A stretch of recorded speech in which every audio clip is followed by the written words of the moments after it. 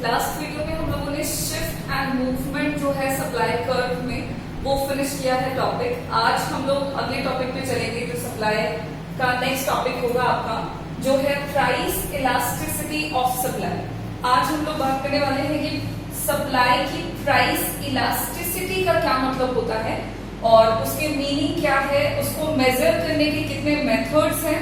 साथ ही साथ बात करेंगे कि प्राइस इलास्टिसिटी ऑफ सप्लाई के टाइप्स कितने हैं और एक और जो लास्ट थ्योरी रह जाएगी हमारी वो हो जाएगा प्राइस इलास्टिसिटी ऑफ सप्लाई को अफेक्ट करने वाले कौन कौन से फैक्टर्स होते हैं। ठीक है, उसके बाद हमारा ये सप्लाई का जो चैप्टर है या जो टॉपिक है ये फिनिश हो जाएगा। चलो शुरू करेंगे प्राइस इलास्टिसिटी ऑफ सप्लाई के मीनिंग से कि इसका मतलब क्या है।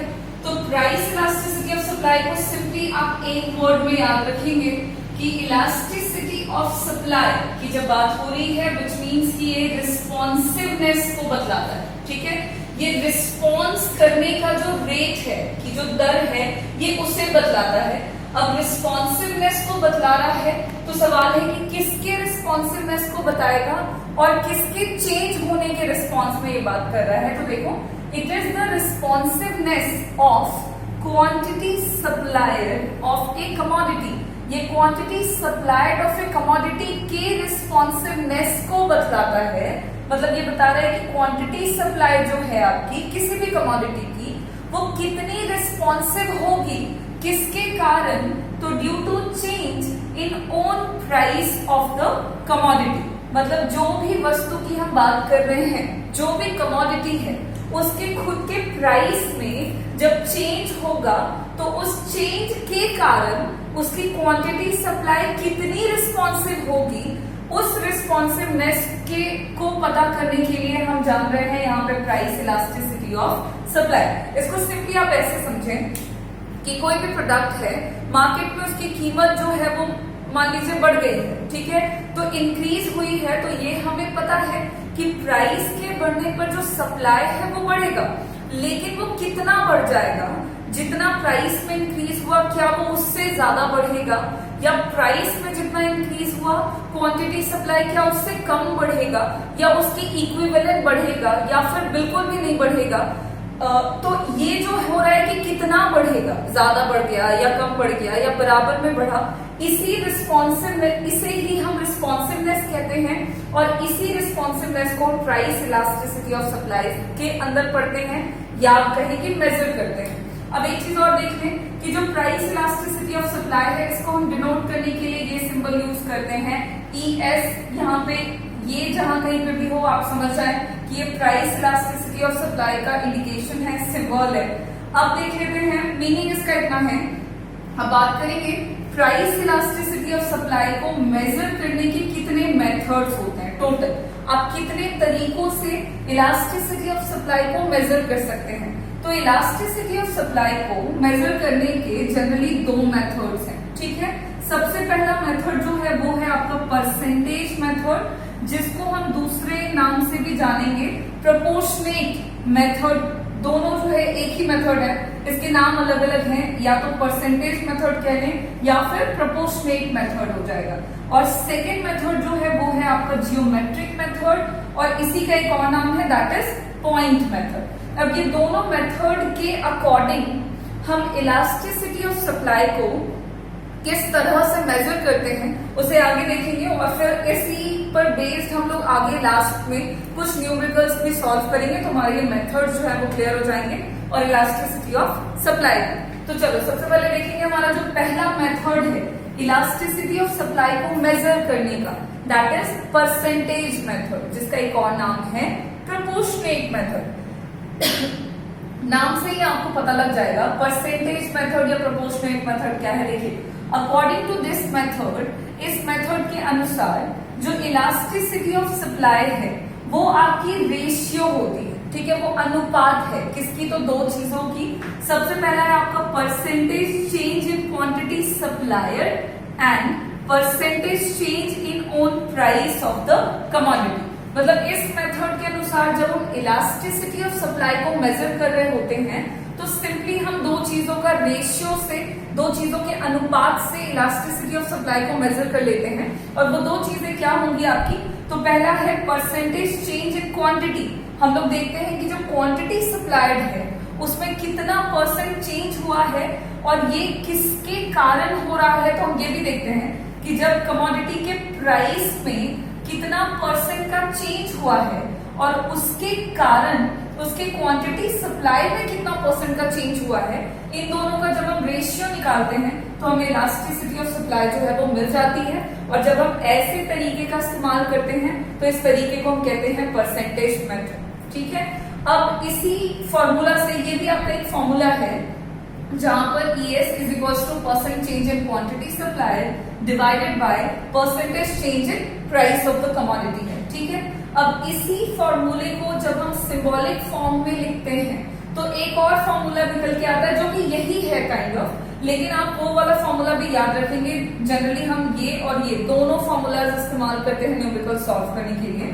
तो सिंबॉलिकली हम लिख सकते हैं, देखो परसेंटेज चेंज इन क्वांटिटी को लिख सकते हैं डेल्टा Q बाय Q, मतलब कितना चेंज हुआ है और इनिशियल क्वांटिटी कितनी थी, और क्योंकि परसेंटेज में चाहिए इसलिए हम 100 से मल्टीप्लाई कर रहे हैं। तो परसेंटेज चेंज इन क्वांटिटी को हम लिख सकते हैं delta Q by Q into 100 divided by percentage change in price को हम लिख रहे हैं delta P by P into 100, मतलब प्राइस में जितना चेंज हुआ इनिशियल प्राइस जितना था उसको 100 से मल्टीप्लाई किया है। अब इसी फॉर्मूला से इसमें आप 100 को कैंसिल कर दें और ये आपका ऊपर चला जाएगा, तो यहाँ पे डेल्टा Q बाय Q हो जाएगा। और ये क्योंकि ऊपर मल्टीप्लीकेशन में जाएगा, यहाँ डिवीजन में है तो मल्टीप्लीकेशन में जाने के बाद ये उल्टा हो जाएगा, जहां पे ये हो जाएगा P बाय डेल्टा P। तो इस C से ये फॉर्मूला डिराइव किया है जहां पे है elasticity of supply is equals to delta Q by delta P into P by Q। This is the formula जिसका इस्तेमाल करने वाले हैं न्यूमेरिकल सॉल्व करेंगे। ये भी यूज हो सकता है, ये भी यूज हो सकता है, दोनों में से जो भी अकॉर्डिंग टू जो भी आपकी इंफॉर्मेशन दिए हुए हैं क्वेश्चन में उसके अनुसार हम फॉर्मूला इस्तेमाल करके इलास्टिसिटी ऑफ सप्लाई को मेजर कर सकते हैं। तो ये आपका सिंपली है परसेंटेज मेथड जो बहुत ही आसान है, बस आप ये याद रखें आपका काम हो जाएगा। परसेंटेज मेथड के अकॉर्डिंग इलास्टिसिटी ऑफ सप्लाई जो है वो रेशियो होती है दो चीजों की, percent change in quantity and percent change in price. और उसी से हम लोगों ने एक फॉर्मूला डिराइव किया है जो है ES is equals to delta Q by delta P into P by Q। यहाँ पे ये क्या चीजें हैं वो जान लें। ES जो है ये इलास्टिसिटी ऑफ सप्लाई को मेजर कर रहा है, डेल्टा Q जो है वो बतला रहा है change in quantity, delta P है वो है आपका चेंज इन प्राइस, यहाँ पे P जो है वो है आपका इनिशियल प्राइस। ठीक है, P इनिशियल प्राइस को दिखा रहा है और Q जो है वो इंडिकेट कर रहा है इनिशियल क्वांटिटी को, मतलब शुरुआत में क्या कीमत है और शुरुआत में क्या प्राइस क्वांटिटी है। इन दोनों को हम P और Q से ले रहे हैं और उन्हीं के वैल्यूज को फॉर्मूला में जब आप पुट करेंगे देन आपको इलास्टिसिटी ऑफ सप्लाई जो है वो मिल जाएगी। तो ये था हमारा पहला मेथड जिससे हम इलास्टिसिटी ऑफ सप्लाई को मेजर करते हैं।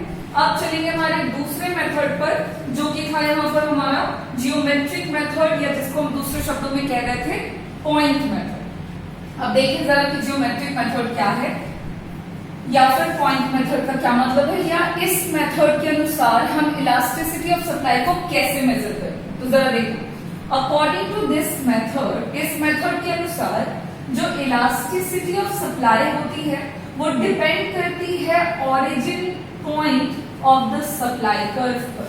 मतलब अगर आपको जियोमेट्रिक मेथड के अनुसार इलास्टिसिटी ऑफ सप्लाई को मेजर करना है तो आपको बस एक चीज ध्यान रखनी है, और वो एक चीज ये होनी चाहिए कि सप्लाई कर्व का ओरिजिन पॉइंट क्या है। मतलब सप्लाई कर्व कहाँ से उसकी शुरुआत हो रही है, क्या वो ओरिजिन से शुरू हो रहा है या वो एक्स एक्सिस से शुरू हो रहा है या वाई एक्सिस से। तो ओरिजिन पॉइंट पे हम देख रहे होते हैं कि सप्लाई कर्व का ओरिजिन पॉइंट कहाँ है, और उसी के अनुसार हम जियोमेट्रिक मेथड में इलास्टिसिटी ऑफ सप्लाई को मेजर करते हैं। अब इस मेथड में हमने सप्लाई कर्व को अज्यूम किया है कि सप्लाई कर्व जो है वो आपका स्ट्रेट लाइन है और पॉजिटिवली स्लोप्ड होगा। ठीक है, ये हमने अज्यूम किया हुआ है। पॉजिटिवली स्लोप मतलब हो गया अपवर्ड राइजिंग है, और सप्लाई कर्व अपवर्ड राइजिंग ही है बिकॉज डायरेक्ट रिलेशन ये शो करता है बिटवीन प्राइस एंड क्वांटिटी। तो सप्लाई कर्व को straight line and positively slope assume करते हुए जब हम देखते हैं तो इस मेथड के अंदर आपको 3 पॉसिबल सिचुएशंस मिलते हैं। ठीक है, आपको 3 सिचुएशंस मिलेंगे किसके? तो इलास्टिसिटी ऑफ सप्लाई के। जब आप मानते हो कि सप्लाई कर्व स्ट्रेट लाइन है, पॉजिटिवली स्लोप्ड है यानी कि अपवर्ड राइजिंग है, तो आपको 3 सिचुएशंस मिलेंगे जियोमेट्रिक मेथड के अंदर इलास्टिसिटी ऑफ सप्लाई को मेजर करने के, जिसमें से हम देखते हैं कि पहला सिचुएशन क्या बतलाता है। तो जो सिचुएशन नंबर 1 है वहां पे elasticity of supply is equals to 1 हो रहा है। ठीक है, ES इज इक्वल्स टू 1।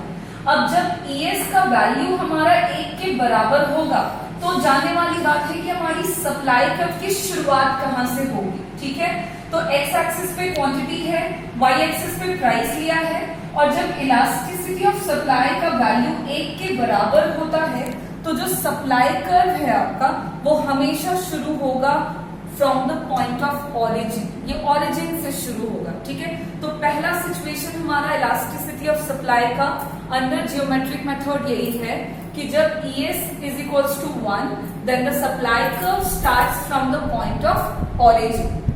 अब देखते हैं दूसरे सिचुएशन में, इसी मेथड के अंदर आपको दूसरा सिचुएशन भी देखने को मिलेगा।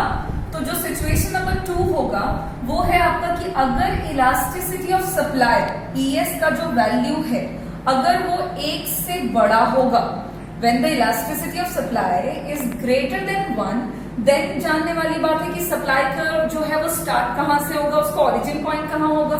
तो यहाँ पे इस फिगर में आप देखो कि y एक्सिस पे प्राइस, x एक्सिस पे क्वांटिटी है एज इट इज। यहाँ पे जब इलास्टिसिटी ऑफ सप्लाई जो है वो 1 से बड़ा होता है तो जो सप्लाई कर्व है आपका वो आपके y एक्सिस से शुरू होता है। ठीक है, आप देख रहे हो इसका ओरिजिन पॉइंट जो है वो y एक्सिस है। ठीक है, तो y एक्सिस से इलास्टिसिटी शुरू होगा कब? जब इलास्टिसिटी ऑफ सप्लाई का वैल्यू 1 से बड़ा होगा। 1 से कितना भी बड़ा हो सकता है, वो कुछ भी हो सकता है, तो बस 1 से बड़ा होना चाहिए। और जब ऐसा है तो सप्लाई कर्व की शुरुआत कहां से हो रही है? तो y एक्सिस से। सिचुएशन नंबर 3 जो है वो है कि जब इलास्टिसिटी ऑफ सप्लाई का वैल्यू 1 से छोटा होगा, 1 से कम होगा, तो यहाँ पे देखो आपकी सप्लाई कर्व की शुरुआत कहां से हो रही है?